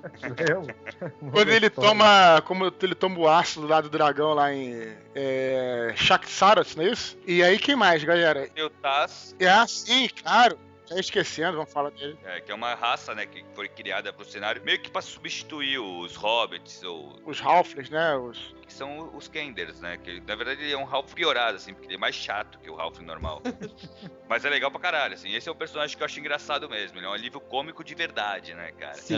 Puta, toda a cena dele, ele rouba a cena ali, sempre que ele aparece, ele rouba a cena. É engraçado porque a raça dos Kenders, né, eles têm uma parada que, paradoxalmente, é uma coisa paradoxa, mas que transforma eles são imunes ao medo. Assim como os cavaleiros são imunes ao medo. Então, por exemplo, se o cara ele vê um dragão sinistro e tal, ele vai fazer piada com o dragão. Porque ele tem a personalidade de criança e de fazendo zoação, entendeu? Então ele seria tipo como se fosse o Tiff, o Rogue, né? Ele, o cara que... E ele faz uma puta diferença na história, né, cara? Porque ele acaba resolvendo várias coisas, cai na mão dele e ele acaba resolvendo, assim. O personagem é muito foda porque ele estimula a aventura, né, cara? Quando os caras... e até, inclusive, na mesa de jogo, ter um Kender é maravilhoso, porque o cara falava assim, você parecia um bicho correndo na mata. O Kender vai lá ver, maluco. Ele não vai ficar parado, né? Porque a curiosidade dele é mais forte que o medo, né? A curiosidade é tão mais forte que o medo que faz ele ver. E ele tem esse lado inocente, e é por ele que o Deus, né, o Paladino, consegue influenciar nas coisas.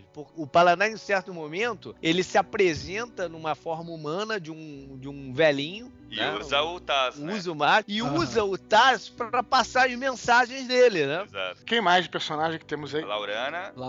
A Laurana aparece depois, né? Mas nessa galera, aí que eu tô te falando, por isso que é importante essa cena inicial da taverna. Nessa cena você já mostra muitos personagens. Tem uma personagem, afinal de contas, amiga deles que não volta, que é a Kitiara, que é uma personagem importantíssima, que eu acho foda pra cacete, que é uma personagem que nego não sabe porque ela não voltou. E ela não voltou, na verdade, porque ela se associou aos exércitos malignos. E é a personagem que o Tannis era apaixonado, né? Uma humana que se associa aos exércitos do mal. Isso é muito foda, cara, porque cria aquele personagem Lawful Evil. Que é o personagem que ele é maligno, ela é maligna e tal, mas ao mesmo tempo tem uma honra muito forte, uma amizade com os caras. Sim. Então o personagem se torna irado, assim, né? E não só, o legal da Kitiara é que não só ela se associou com as Dragon Armies, mas ela virou, tipo, uma das chefonas, né, cara? Era High Lord, ela era comandante de uma ala do exército. Os azuis. Que eram os dragões, com os dragões azuis como representantes. Essa armada foi atacar justamente essa área de Solâmia, dos Cavaleiros, o norte, né? Eles eram responsáveis na guerra, atacar e ocupar o norte, né? E aí até, inclusive, é a cena foda, que eu acho uma das cenas mais fodas do livro, que é a cena que o Sturm morre nessa parada, não é isso? Aham. Nessa defesa.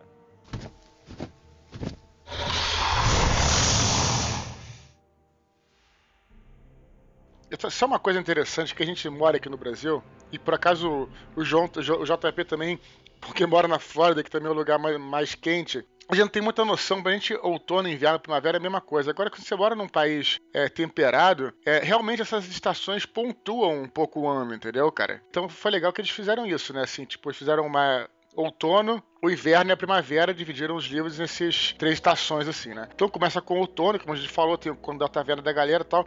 E dali eles partem, primeiro fugidos, né? Eles fogem e tal, porque eles descobrem que... Eles começam a descobrir que os exércitos... Eles não sabem de nada. Começam a descobrir que tá tendo a guerra mesmo, que os exércitos estão se movendo. Isso é maneiro. Embora tenha isso no Tolkien, eu achei isso muito foda em termos de estratégia militar, que os dragões, mais como se fossem aviões, máquinas aéreas que destruíam, tinham ataques aéreos fulminantes, né, cara, ao longo da história. E tem o outono. O que a gente tem no outono? Aí depois os caras vão pra eles fogem de Solas e vão pra um dungeon, não é? Eles vão pra Shakt-Sarath, não é isso? Isso, cara. Eu não me lembro direito de todos os detalhes, assim. Eu sei que eles vão atrás dos discos de Mishakal. Isso, os discos de Mishakal, eu sei. Onde tem as escrituras dos deuses, né? Porque a missão da Goldmund que ela recebe, que Mishakal é uma deusa do bem, né? Sim.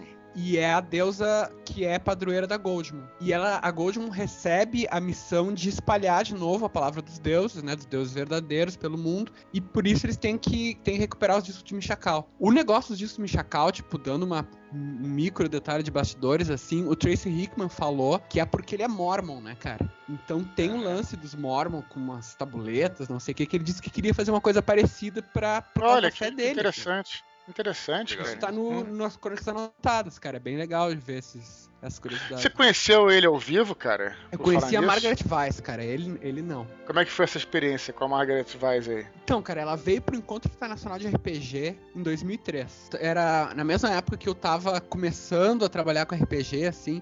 Então eu moro em Porto Alegre, né? Eu fui pra São Paulo pra ver umas coisas com a editora que eu tava começando a trabalhar e pra conhecer ela, cara.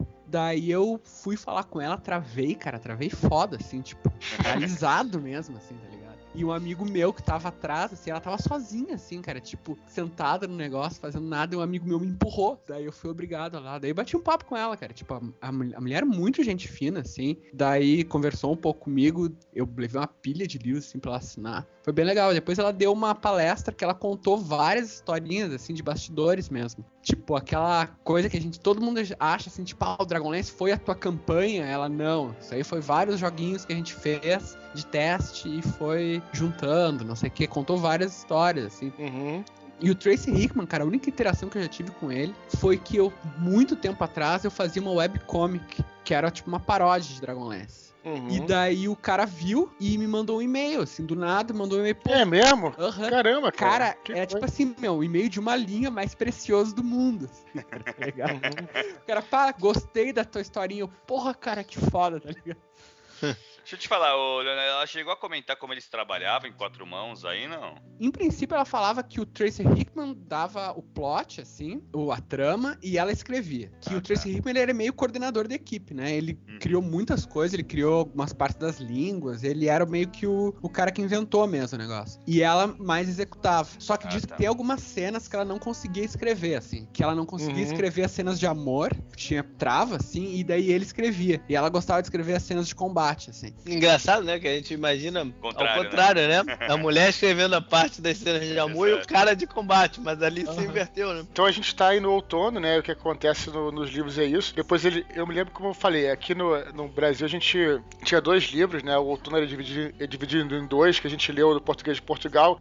Eu me lembro que o primeiro livro eu li muito rápido e o segundo demorava anos pra chegar. E o final do primeiro, na verdade da primeira parte do primeiro, que seria o final, né, como dividido em 2, né? Eu me lembro, não sei se você lembra disso, André, que era foda, que eles estão voltando pra Solace e vem Solace queimando no horizonte, né? Lembra? E a última frase era Solace está a arder, né? Português de Portugal, né? A gente ficava louco pra saber o que tinha acontecido lá, né? Aí no final do outono eles vão de novo, eles descobrem essa parada dos dragões e vão enfrentar os exércitos numa outra cidade, numa outra fortaleza que é de... Eles são capturados, na verdade, quando eles voltam pra Solace, né? Eles são capturados e são levados como escravo lá pra essa outra cidade, onde estava uma dessas, onde era a sede de uma dessas divisões do exército, né? Do Dragon, que era a parte vermelha dos dragões vermelhos. E no meio do caminho eles são resgatados pelos elfos. É resgatado ou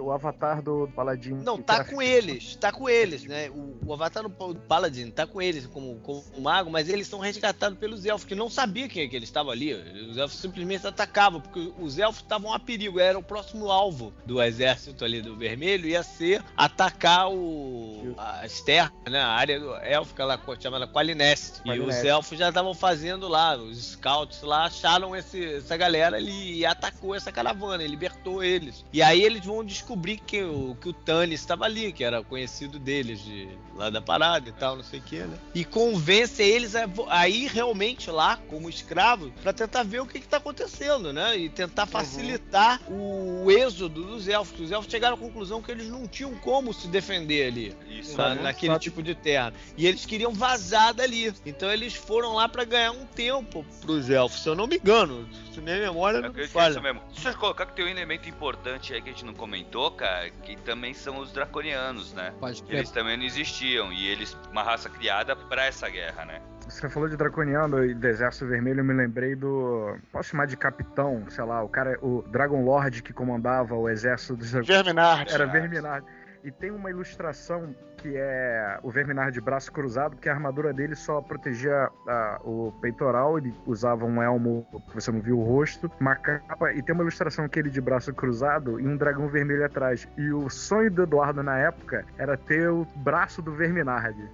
Ele falava, porra, meu braço tá grande, cara. Meu braço tá grande. Eu falei, tá, Eduardo, meu braço tá grande. Continua malhando. Eu vi essa zoação vindo de longe, né? Eu falei que eu só pararia de malhar quando eu tivesse o braço do tamanho do Verminard. E por isso que eu não parei ainda, porque nunca vou ter. Nunca vou ter. E ele nem era um guerreiro, né? Era um clérigo, né? Clérigo. Eu não me lembro o nome do dragão dele. Era maneiríssimo o Verminard. E tinha um Goblin que era o capacho dele, que era o alívio cômico dos vilões, assim, também, que era bacana.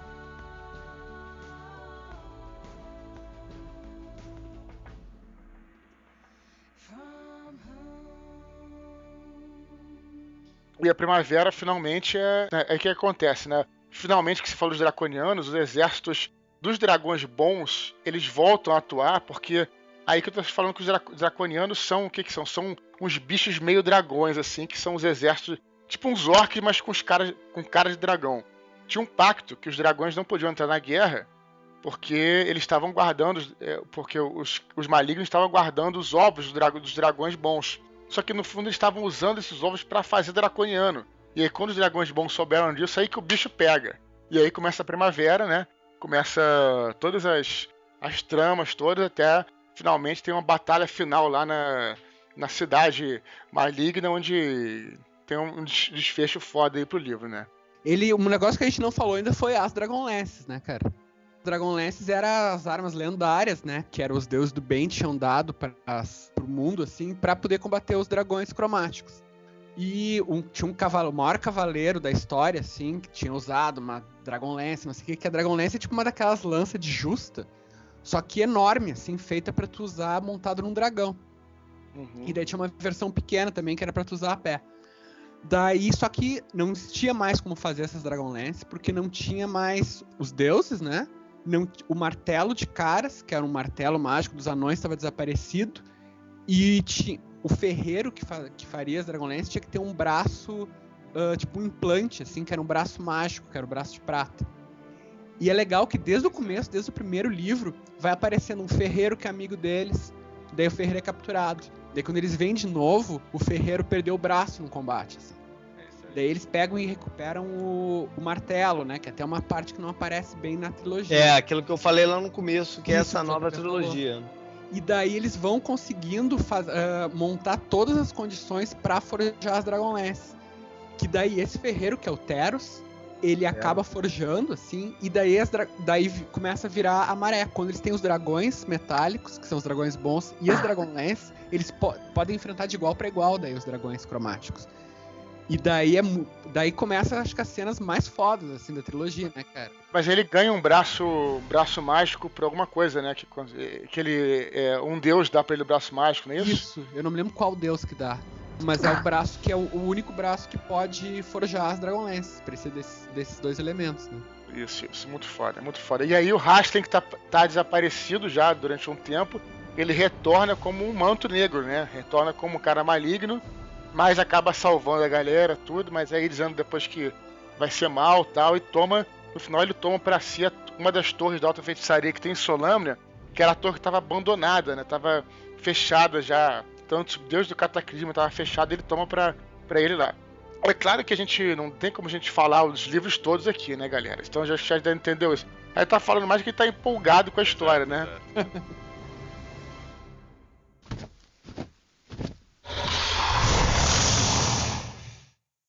Tem essa trilogia primeira aí, da Chronicles. Aí depois vem mais uma trilogia que é o Legends lá, né? Que são dos irmãos. Tempo dos Gêmeos, não é isso? E o que passa essa trilogia? Essa eu não li. É o Rastlin tentando reabrir o portal que vai trazer a Takis de volta pro mundo. Aquele portal que estava fechado. Esse portal, na verdade, está dentro dessa torre que ele ocupou. Uhum. E ele vai tentar reabrir esse portal, né? E aí, porque ele, na verdade, ele quer dominar a Takis, ele quer ser um deus, né? O objetivo maior dele é ser um deus. É um filho da puta mesmo. Ele extrapola tudo, né? Ele acha que chegou no topo dele como mago, ele agora eu quero mais, eu quero ser um deus, eu quero tomar o lugar da Takis, né? Que foda. E ele quer abrir o portal pra ele, na verdade, derrotar a Takis e tomar o lugar dela, né? E aí é toda a história de como ele vai conseguir abrir essa porra. Tem tudo a ver com o personagem, inclusive no RPG, porque o mago, né, isso realmente existe, né? Você tem um guerreiro, ele vai fazer mais ou menos as mesmas coisas sempre, dar porrada pra caramba e tal. Um mago, ele vê realmente assim, o poder dele crescendo muito rapidamente e se torna um cara muito foda mesmo. Assim, a progressão de magia vai aumentando, vai se tornando mais foda que o grupo, e aquilo é tentador pra cacete mesmo, cara. A mecânica do jogo se refletiu no livro, assim, achei muito isso também. Reflete inteiro, né? Porque pelas regras do D&D, você aprende o mago aprende novas magias quando ele encontra os livros de magias de outros magos, né? E aí ele tem a oportunidade de estudar a magia e aprender ela. E nessa primeira aventura que eles vão pra Shakti-Zaroff, o Rastlin acha lá o livro desse cara, desse mago, que ajudou ele no teste da torre. Foda. Que era o grande Fistandante, você pode ter. Ele acha o livro de magia do cara e começa a estudar e aí que vai o crescimento dele como mago, porque ele começa a estudar o livro do cara, né? E ele consegue prender a Takis, desafiar a Takis? Ele consegue, mas, cara, tem muito tempo que eu li. Ele consegue, mas na hora H ele tem dessas mudanças aí de humor. Humor. Ele vê que vai dar merda e ele acaba se sacrificando pra evitar que a merda aconteça e se Que prende foda. lá no reino da Takise. E é torturado durante anos, né? Vai Sim. passar a eternidade sendo torturado por ela. Que foda. Depois ele volta sem poder nenhum, tem um negócio desse. Pô, que legal. Ele volta, ele consegue depois, em outros livros, retornar. Porque aí a sequência disso, a sequência do Legends, já passa para um outro livro chamado A Segunda Geração. Que vai mostrar já um outro tempo, né? Com esses personagens, pessoal, alguns mortos, como o Flint e o Sturm, e o próprio o Raistlin, que morreu no Legend, teoricamente, né? E vai mostrar os personagens seguintes da parada, que são também personagens maneiros. Os caras criam um personagem muito bacana pra sequência do negócio. Um deles é o que eu já falei aí um pouquinho, que é o filho do Sturm com a Kitara. Uhum. Ele é criado no ambiente da Dragon Army, do que restou da Dragon Army, por uma mulher que era amiga da Kitara. E ele se torna um oficial da Dragon Army. Mas ele tem o senso de honra do pai, sem saber quem era o pai. Ele herdou o senso de honra do pai dele, né? E aí, nesse livro da segunda geração, ele descobre quem é o pai dele, o Sturm. Uhum. E aí o espírito do Sturm aparece pra ele lá na tumba onde o Sturm foi Sepultado. Foi sepultado e o Sturm dá a espada dele pro filho. E ele descobre e ele fica naquele dilema de, pô, e agora, né? Meu pai foi esse herói aí do cacete, eu sou do lado contrário, eu defendo a galera que ele morreu lutando, né? O que eu vou fazer? Mas ele tem esse lado de honra dele que ele fala, não, mas eu dei minha palavra pros caras, eu não vou abandonar os caras, né? E ele aparece no livro como um oficial da Dragon Army, junto da nova trama, que vai ser o livro seguinte, o próximo ainda, que tinha o outono, o inverno e a primavera, e aí vem o livro do verão, que é o Dragons of Summer Flame, Isso. que é o Uhum. conflito dessa segunda geração com uma nova ameaça de dragões. Que legal. Só complementando o que o João Paulo falou, o negócio é que o Stilbert Blade, né, que é o filho do Sturm, ele se torna um cavaleiro, que é uma nova ordem de cavalaria que eu acho muito foda, cara, que é os Cavaleiros de Taquises. Que é uma Exato. então são vilões honrados, assim, cara. Eu acho que fecha perfeito, né, realmente, com esse personagem. Eles são, mais ou menos, o centro desse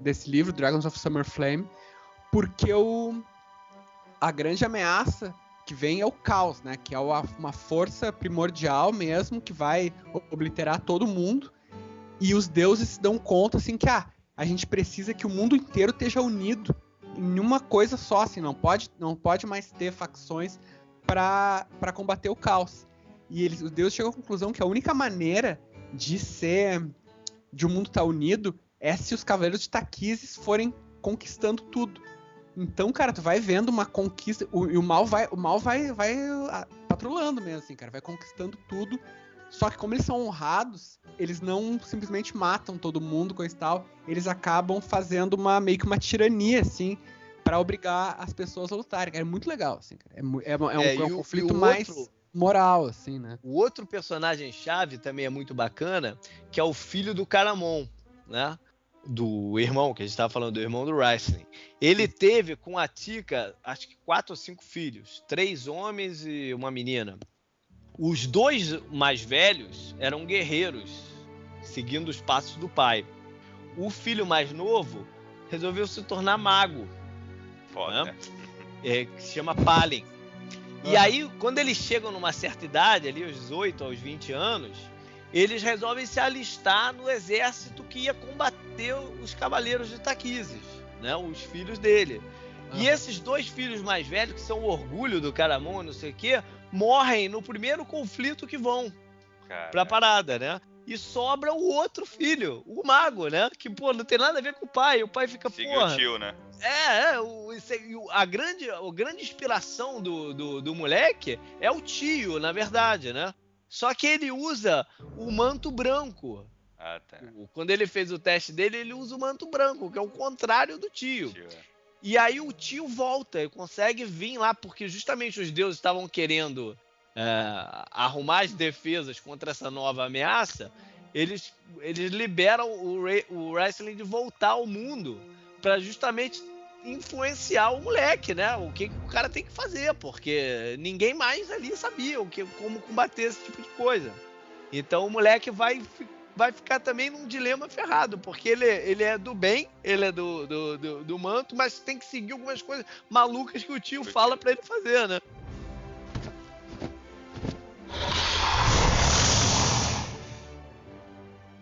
O que mais a gente tem, primeiro assim, de canônico, né, de Margaret Weis? O que a gente tem? Acho que o JP e o Leonel podem falar, que eu tô meio por fora sobre isso, assim.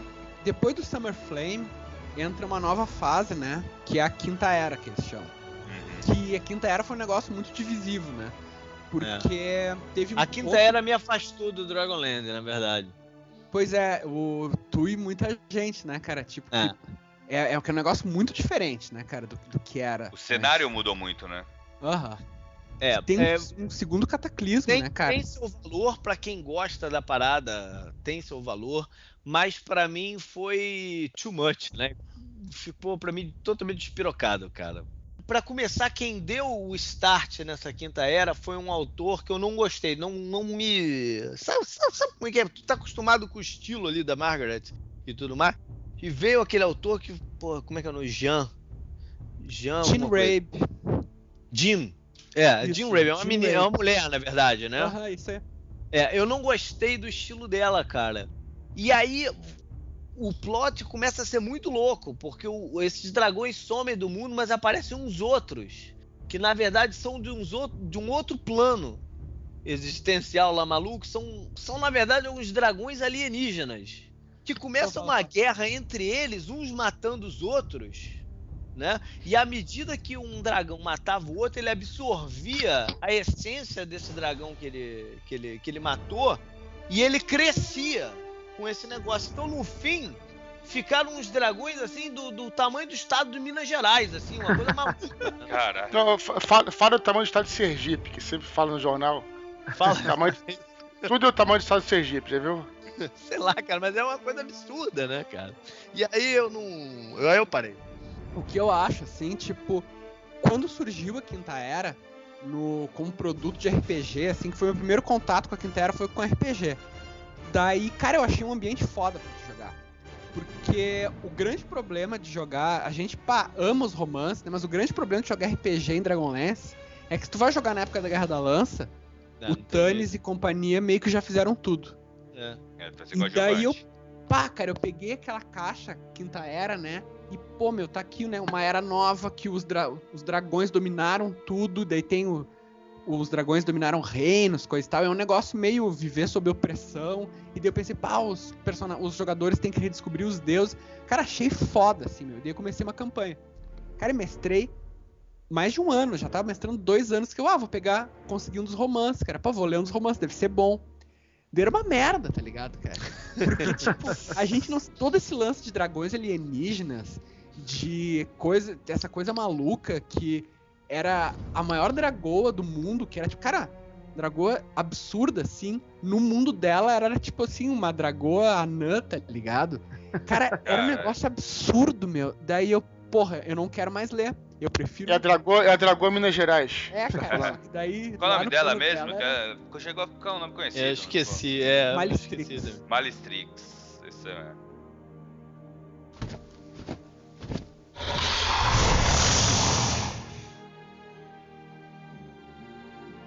Galera, o que mais que a gente pode falar? Porque a gente já falou pra cacete, assim. O que é mais interessante? Eu acho que só é legal falar que a Quinta Era foi desfeita depois, né? O pessoal não curtiu mesmo. Eu acho que como RPG... E como é que tá agora, né? Boa pergunta. Porque continua a ser lançado alguns livros, né? Então, eu não sei mais das coisas novas que são lançadas, eu não acompanho mais, eu não sei. Eu vim pegar essa nova trilogia porque o que me interessou foi justamente eles contarem esses trechos obscuros do livro, né? E aquilo que vocês falaram do carinho dos personagens era uma nova oportunidade de estar com esses personagens, né? Isso foi o que me chamou a atenção para ler agora. Mas da sequência cronológica, eu não tenho a menor ideia do que está acontecendo, né? A própria Margaret lançou, no começo dos anos 2000, uma trilogia nessa era que nem teve, eu acho, o mesmo sucesso das outras, né? Porque, não teve porque não na verdade, o ambiente era maluco. Tinham personagens interessantes e tudo mais, como esse que a gente falou. O Taz ainda estava na parada, né? já velhinho, já o Kender velhinho, ele tava na parada, né? Mas a história acaba sendo doida, né? Mas o Taj, ele não é pisoteado pelo caos, não? Sei lá, não tem um... Ele lance desse? sobrevive. Ele sobrevive de cara. alguma forma que eu já não lembro qual é. Escapa entre os dedos, né, Boa. cara? Hoje tá sendo lançado alguma coisa? Eu sei que em questão de RPG foi lançado pro 4ª edição, né?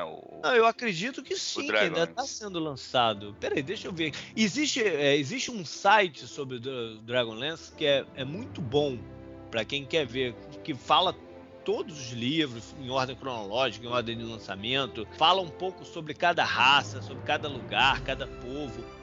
O site é dlnexus.com.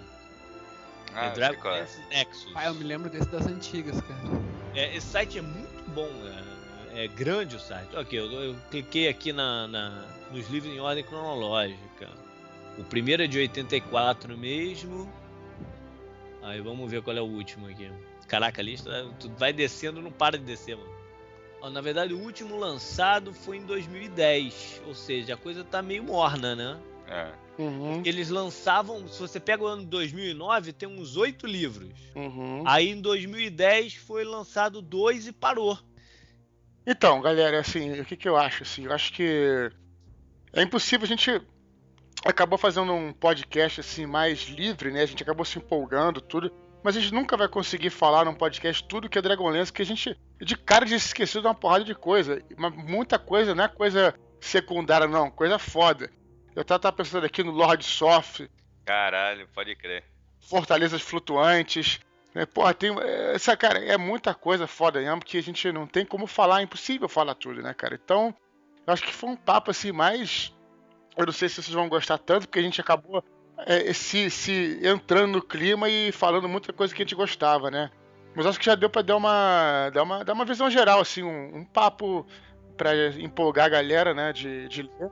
Não, e é legal também pra galera comentar também, né, cara? Se teve alguma coisa que tu gosta pra caralho e a gente não falou, deixa nos comentários aí que a gente dá um... A gente fala alguma coisa no feedback se a gente souber também, né? Porque tem muita coisa que eu não sei daí. Galera, alguma mensagem final aí? Beleza. Agora o desenho, o André falou lá atrás do desenho animado, né? Meu Deus. Ah, É muito ruim. então, Fizeram o que o negócio. fizeram, é muito ruim? É tosco, O Jack Bauer, acho que ele dubla o Thanos, não é isso? Ou é o Racing? Eu acho que é o wrestling. Puta, cara, é tétrico. Aquela mistura Acho que de o desenho é 3D meio tosco, né? é muito tosco, é muito tosco. Não, a história em quadrinho também não ficou tão boa, não. Mudaram muito os desenhistas, tudo. Ficou... Algumas histórias são legais, outras não são, assim. Então, realmente, recomendo ler os livros, como eu não sei, porque vocês não vão encontrar mais em português aí, né? Mas, assim, vamos abrir e fechar esse podcast falando que você não deve comprar a versão brasileira dos livros, por favor. Pega emprestado o inglês, aprende inglês, faz aí uns 5, 6 anos de inglês e vai ler inglês, cara. Talvez nem seja até um livro não difícil de ler, né, Não é, Thiago? ele é Assim, simples em inglês. não é como se fosse você ler um Senhor dos Anéis em inglês, né? Não, é bem simples. Eu lembro que quando eu li em português, eu achei uma merda. Aí um amigo meu me prestou em inglês, eu acabei lendo e, pô, meu inglês não é lá essas coisas não, cara. E eu li tranquilo. Beleza. Então, galera, primeiro eu quero agradecer a presença que vocês tiveram aí. JP, obrigado, pô, fez uma diferença total. Eu me lembrei de você cima da hora e você ajudou pra caramba a gente aí. Muito obrigado aí pela tua presença. Não, bacana. Leonel, valeu também por aparecer aí. Obrigadão. Que eu sei que você é um grande fã de fantasia aí, escritor. A gente vamos fazer mais podcast com você também, que tem um cara que tem muito a acrescentar. Andrés, obrigado por ter voltado aí, cara. Tamo Boa. junto. Então, mas valeu, galera. Brigadão. Valeu, E gente. até a próxima. Valeu, galera. Um abraço e fiquem aí. Cuidado com os dragões aí do crepúsculo de outono aí. Na adolescência, ter cuidado com o dragão é ficar liso, né, cara?